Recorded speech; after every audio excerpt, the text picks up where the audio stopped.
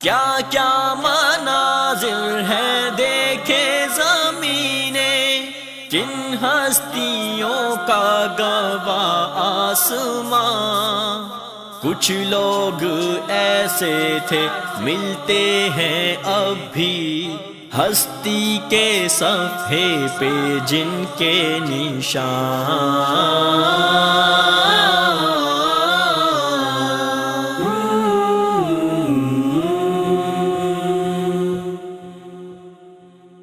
بسم اللہ الرحمن الرحیم۔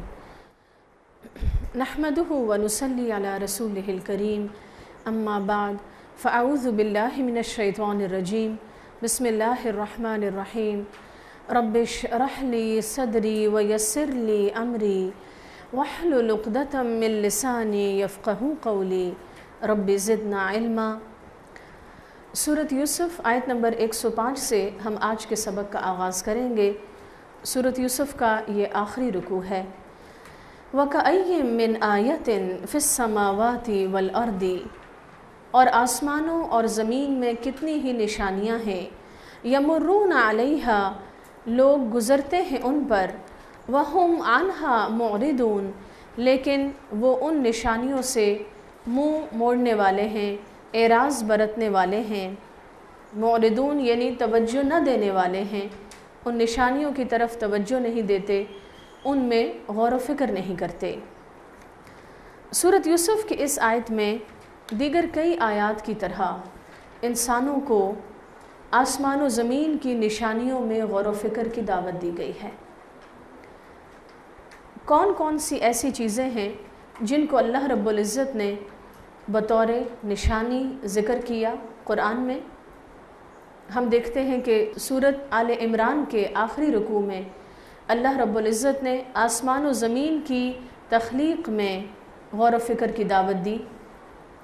لہٰذا آسمان و زمین کی تخلیق اللہ تعالیٰ کی نشانیوں میں سے ایک نشانی ہے، اللہ کی قدرت کی نشانی ہے، اس کی طاقت اور اس کے علم اور حکمت کی نشانی ہے، کیسے اللہ رب العزت نے یہ سارا نظام بنایا۔ پھر اسی طرح دن اور رات اللہ کی قدرت کی نشانیاں ہیں، کیسے اتنے روشن دن کو اللہ رب العزت اندھیری رات میں بدل دیتا ہے۔ اور اس بات کا بھی ذکر موجود ہے قرآن میں کہ اگر اللہ ہمیشہ کے لیے تم پر دن طاری کر دے تو کون ہے جو تمہیں رات کا سکون لا کے دے سکے، اور اگر اللہ رب العزت ہمیشہ کے لیے رات طاری کر دے تو پھر کون ہے جو تمہیں دن کی روشنی لا کے دے سکے۔ لہٰذا دن اور رات کی حالت بھی اپنی جگہ اللہ کی نشانی ہے۔ دن کا روشن ہونا، انسان کے لیے دن میں کام کاج کرنے کا جو موقع اس کو میسر ہوتا ہے وہ آبویسلی رات میں میسر نہیں ہو سکتا، لیکن رات کے اندھیرے میں جو انسان سوتا ہے اور سکون پاتا ہے وہ چیز انسان دن کی روشنی میں نہیں پا سکتا۔ اور پھر ان دونوں کا آگے پیچھے آنا، ہمیشہ کے لیے دن ہوتا تو مشکل ہوتی، ہمیشہ کے لیے رات ہوتی تو مشکل ہوتی۔ یہ سب اللہ رب العزت کی قدرت، اس کی طاقت کی نشانیاں ہیں۔ اسی طرح پھلوں کے اگنے کو، پودوں کے اگنے کو، پھلوں کے پیدا ہونے کو، پھر جتنے جاندار اللہ رب العزت نے تخلیق کیے، اسی طرح مری ہوئی زمین کا زندہ ہو جانا، یعنی ایک ایسی زمین جس میں کچھ بھی نہ تھا، اللہ رب العزت اپنی رحمت سے بارش برساتا ہے، اس زمین کی زرخیزی کو دوبالا کرتا ہے، اور پھر اس خشک بنجر مری ہوئی زمین پر کس طرح نباتات اگتی ہے۔ تو پودوں کا اگنا، پھلوں کا پیدا ہونا، پھلوں کا پکنا، یہ تمام چیزیں بھی اللہ رب العزت کی قدرت کی نشانیاں ہیں۔ اور پھر اللہ تعالیٰ نے گزشتہ نافرمان قوموں کے انجام میں بھی غور و فکر کرنے کی دعوت دی۔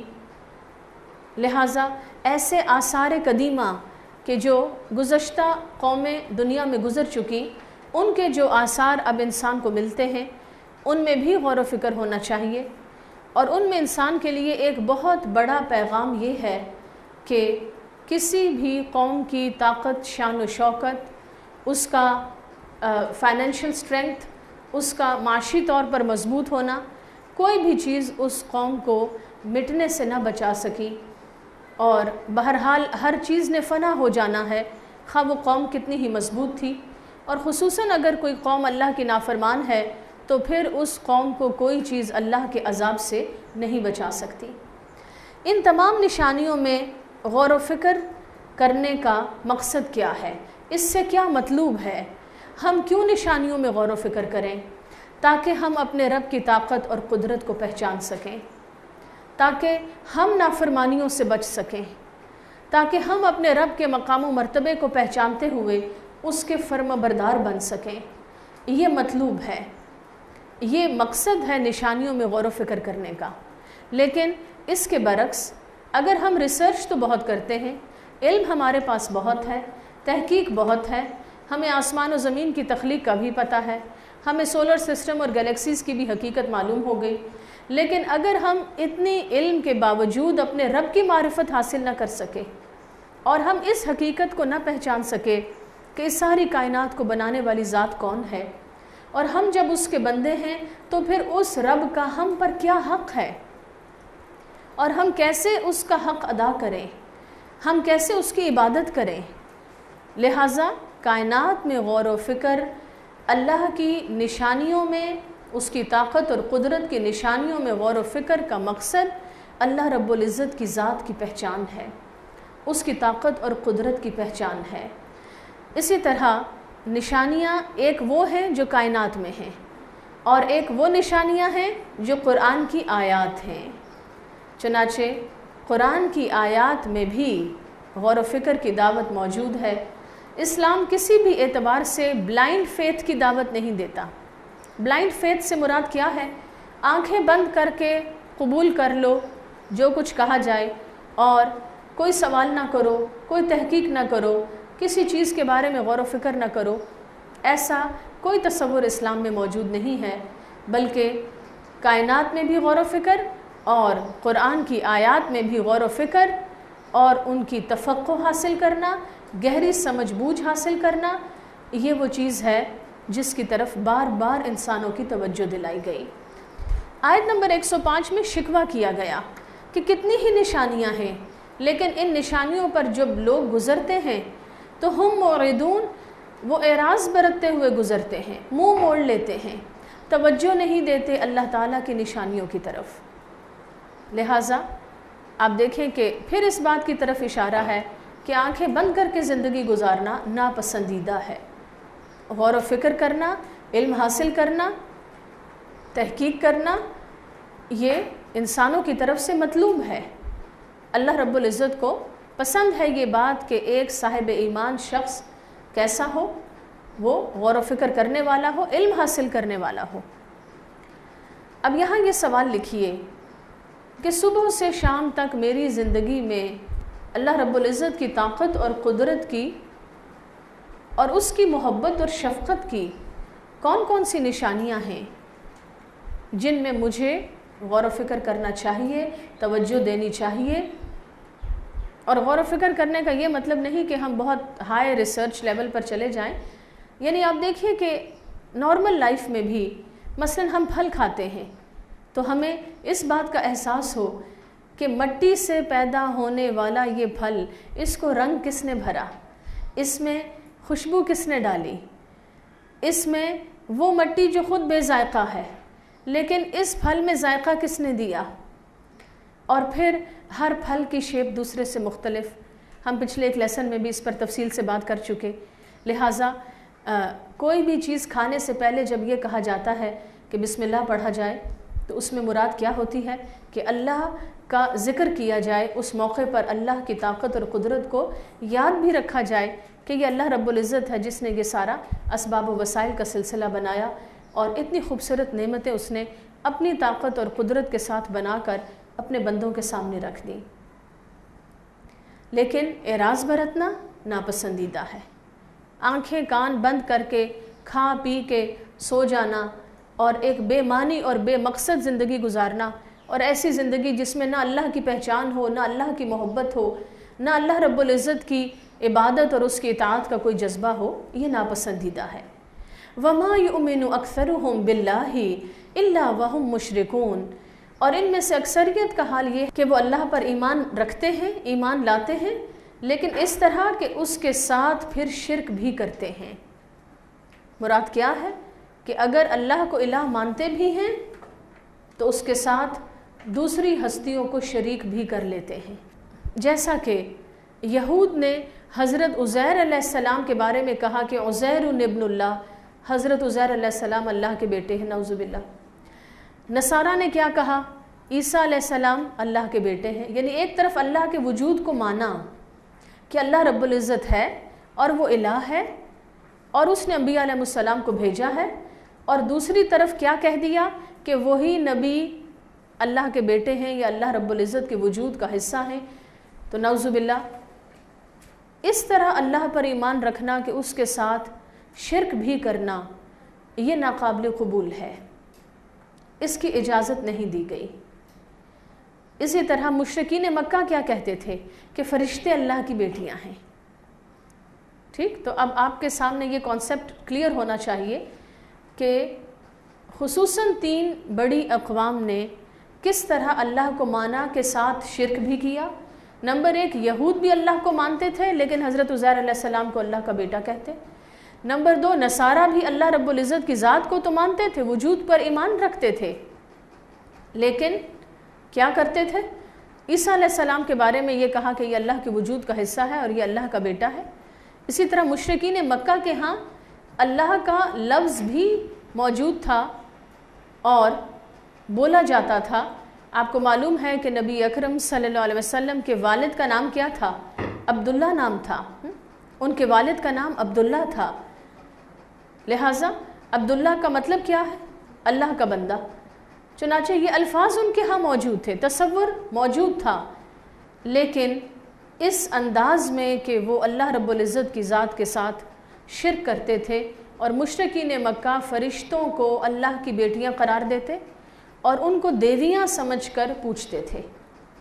اور کیا تصور تھا کہ کوئی دیوی یا کوئی دیوتا بارش کو کنٹرول کرتا ہے، کوئی دیوی یا کوئی دیوتا ہے جو اولاد دیتا ہے، کوئی دیوی یا کوئی دیوتا ہے جو ہمارے حق میں ایسی سفارش کرے گا اگر ہم اس کو راضی کر دیں کہ وہ ہمیں قیامت کے دن ہماری بخشش کروا لے گا۔ إِلَّا لِيُقَرِّبُونَ إِلَى اللَّهِ زُلْفَىٰ، قرآن میں یہ الفاظ ہیں کہ وہ کہتے تھے کہ ہم ان دیویوں اور دیوتاؤں کو تو صرف اس لیے پوچھتے ہیں کہ یہ ہمیں اللہ کے قریب کر دیں۔ تو یہ سب کیا تھا؟ شرک تھا۔ ہمیں اپنی زندگی کا جائزہ لینا ہے اور یہ سوال لکھ لیجئے، میں بھی اللہ پر ایمان رکھتی ہوں، میں بھی اللہ کو الہ مانتی ہوں، لیکن کہیں ایسا تو نہیں کہ خدا نخواستہ میں شرک بھی کرتی ہوں؟ کوئی ایسا تصور، کوئی ایسی سوچ، کوئی ایسی بات میری زندگی یا میرے ذہن میں تو نہیں کہ جو شرک میں شمار ہوتی ہو؟ مثلا یہ سمجھنا کہ کالا دھاگا حفاظت کر سکتا ہے، لہٰذا نظر سے بچنے کے لیے کالا دھاگا باندھا جائے۔ تو اگر کالے دھاگے میں اتنی طاقت ہے کہ وہ ہماری حفاظت کر سکتا ہے، پھر تو وہ بڑی بلا ہے، پھر تو وہ بڑی چیز ہے، پھر تو وہ ہم سے زیادہ طاقتور ہے کہ جو ہمیں بچا سکتا ہے، ہماری حفاظت کر سکتا ہے۔ یہ پھر ایک شرکیہ سوچ ہے۔ ساری کی ساری طاقت اللہ رب العزت کے ہاتھ میں ہے۔ یا یہ سمجھنا کہ میں فلاں منکا یا فلاں کڑا یا کوئی اور چیز اپنے گلے میں لٹکا لوں یا بازو میں پہن لوں یا پاؤں کے انگوٹھے میں کوئی کچھ باندھ لوں تو اس سے میری حفاظت ہوگی، تو یہ غیر اسلامی سوچ ہے، یہ شرکیہ سوچ ہے۔ اسی طرح اس کے حوالے سے ایک اور روایت میرے ذہن میں آئی کہ حضرت موسیٰ علیہ السلام کو پیٹ میں تکلیف ہوئی، انہوں نے اللہ رب العزت سے دعا کی کہ اے اللہ مجھے پیٹ میں تکلیف ہے اور تو مجھے شفا دے۔ اللہ رب العزت نے فرمایا کہ فلاں درخت کے پتوں کو توڑو اور ابالو پانی میں اور وہ قہوہ نما جو چیز ہوگی اس کو پی لو۔ موسیٰ علیہ السلام نے ایسا ہی کیا اور شفا یاب ہوئے۔ کچھ عرصے بعد دوبارہ پیٹ میں تکلیف ہوئی، دوبارہ اس درخت کے پاس گئے، پتے توڑے، ابالے اور پیا، اس کے باوجود افاقہ نہ ہوا، اس کے باوجود ٹھیک نہ ہوئے۔ تو اللہ رب العزت سے دعا کی کہ اے اللہ پہلے یہی تکلیف ہوئی تھی اور تو نے جو کہا میں نے ویسا کیا اور شفا ہو گئی، اور اب پھر میں نے اسی درخت کے پتے توڑے اور اس کا قہوہ بنا کے پیا لیکن شفا نہ ہوئی۔ تو اللہ رب العزت نے فرمایا کہ اے موسیٰ، پہلے تو تجھے جب تکلیف ہوئی تو تو نے مجھ سے دعا مانگی، مجھے پکارا، مجھ سے مدد مانگی، لہٰذا میں نے کسی بھی ذریعے سبب سے تجھے فائدہ پہنچایا، اور اب جب تجھے تکلیف ہوئی تو سیدھا درخت کے پتوں کے پاس چلا گیا۔ تو کیا شفا درخت کے پتوں میں تھی؟ نہیں، شفا تو اللہ کے ہاتھ میں ہے۔ ضرور وہ کسی ذریعے اور سبب سے فائدہ پہنچاتا ہے، لیکن سب سے پہلے یہ سوچ ضروری ہے کہ شفا اللہ کے ہاتھ میں ہے، دوائی میں نہیں ہے۔ اگر دوائی سے مجھے شفا ملے گی تو یہ اللہ کی رحمت سے ملے گی۔ وہی دوائی اگر 1000 لوگ استعمال کرتے ہیں، اس کے باوجود ان میں سے 1000 شفا یاب نہیں ہوتے اور کسی کی تکلیف بڑھ بھی جاتی ہے، کوئی ٹھیک بھی ہو جاتا ہے، اس کا کیا مطلب ہے؟ سبب تو ہم نے استعمال کرنا ہے لیکن اس کا اثر اللہ کے اذن سے ہوگا۔ موسیٰ علیہ السلام کے حوالے سے یہ جو روایت ہے یہ بنی اسرائیلی روایت ہے، اور اس کے بارے میں لا نصدق ولا نکذب، نہ ہم یہ کہہ سکتے ہیں کہ یہ سچا واقعہ ہے، نہ ہم یہ کہہ سکتے ہیں کہ یہ بالکل جھوٹ ہے، لیکن صرف ایک مضمون کو ہم لینے کے لیے بطور مثال اس کو بیان کرتے ہیں۔ اور ہم دیکھتے ہیں کہ بار بار کس چیز کی طرف توجہ دلائی جا رہی ہے کہ انسان کا عقیدہ درست ہونا چاہیے، عقیدہ توحید کی طرف توجہ دلائی جا رہی ہے۔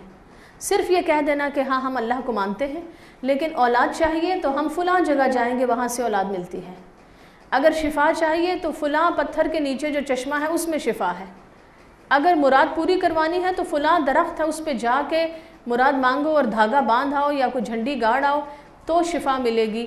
یہ سارے تصورات شرکیہ تصورات ہیں، اور بہت افسوس کے ساتھ یہاں ذکر کیا جا رہا ہے اسی سوچ کا کہ وَمَا يُؤْمِنُ أَكْثَرُهُمْ بِاللَّهِ، لوگوں کی اکثریت کا حال یہ ہے کہ وہ اللہ پر ایمان رکھتے ہیں لیکن إِلَّا وَهُمْ مُشْرِكُونَ، اللہ کے ساتھ دوسری چیزوں کو بھی شریک کر لیتے ہیں۔ تو اگر ہماری زندگی میں کوئی ایسی سوچ ہے، کوئی ایسا معاملہ ہے، تو ہمیں کیا کرنا ہوگا؟ اس کی کریکشن کی ضرورت ہے، ہمیں وہاں تصحیح کرنی چاہیے، اصلاح کرنی چاہیے۔ افامنوا، کیا بھلا لوگ بے خوف ہو گئے، امن میں آ گئے، ان تأتیہم غاشیۃ من عذاب اللہ، کہ آ جائے ان کے پاس ایک ڈھانپ لینے والا اللہ کی طرف سے عذاب، یعنی اللہ کے عذاب کا کوئی ایسا حصہ یا ایسی شکل کہ جو غاشیہ ان کو ڈھانپ لے، ان پر چھا جائے۔ او تأتیہم الساعۃ بغتۃ، یا کیا لوگ بے خوف ہو گئے اس بات سے کہ اچانک قیامت کی گھڑی آ جائے، وہم لا یشعرون، اور وہ شعور بھی نہ رکھتے ہوں، ان کو احساس بھی نہ ہو کہ وقت ختم ہو چکا اور دنیا ختم ہو گئی اور قیامت کا وقت بھی آ گیا۔ مراد کیا ہے؟ نافرمانی کرنے والوں کو اللہ کے عذاب سے ڈرنا چاہیے، خصوصاً شرک کرنے والوں کو بے خوف نہیں ہونا چاہیے، اس لیے کہ اللہ کا عذاب کسی بھی شکل میں آ سکتا ہے، اور اللہ کا عذاب غاشیۃن ہے، چھا جانے والا ہوتا ہے، قابو کر لینے والا ہوتا ہے، اور اس کے مقابلے میں پھر کوئی چیز انسان کو فائدہ نہیں پہنچا سکتی۔ سورۃ یاسین میں اللہ رب العزت نے اس چیز کا ذکر کیا، اگر ہم چاہیں تو ہم ان کو جہاں یہ بیٹھے ہیں ان کو زمین میں دھسا کے رکھ دیں، اگر ہم چاہیں تو ان کی آنکھوں کو موند کے رکھ دیں اور پھر یہ آگے بڑھنے کی کوشش کریں لیکن یہ راہ نہ پائیں۔ لہٰذا اسی طرح قرآن میں اس بات کا بھی ذکر ہے کہ کیا یہ اس بات سے بے خوف ہے کہ اللہ رب العزت خشکی میں یا تری میں کہیں بھی ان کو پکڑ لے؟ چنانچہ عمل کا کیا پیغام ہے؟ نمبر 1، ہمیں گناہ سے بچنا ہے، اس لیے کہ برے عمل کا برا انجام لازم ہے۔ اللہ رب العزت کی نافرمانی کرنا اس کے غضب اور اس کی طرف سے عذاب کو دعوت دینے کے مترادف ہے۔ قل ھذہ سبیلی، کہہ دیجئے اے نبی صلی اللہ علیہ وسلم، کہہ دیجئے ھذہ سبیلی، کہ یہ ہے میرا راستہ۔ کیا ہے میرا راستہ؟ ادعو الی اللہ، کہ میں اللہ کی طرف دعوت دیتا ہوں، میں لوگوں کو اللہ کی طرف بلاتا ہوں۔ قُلْ هَٰذِهِ سَبِيلِی، آپ کہہ دیجئے یہ ہے میرا راستہ۔ کون سا؟ توحید کا راستہ۔ نبی اکرم صلی اللہ علیہ وسلم کا کسی بھی قسم کے شرک سے کوئی تعلق نہیں تھا۔ آپ کا راستہ توحید کا راستہ تھا۔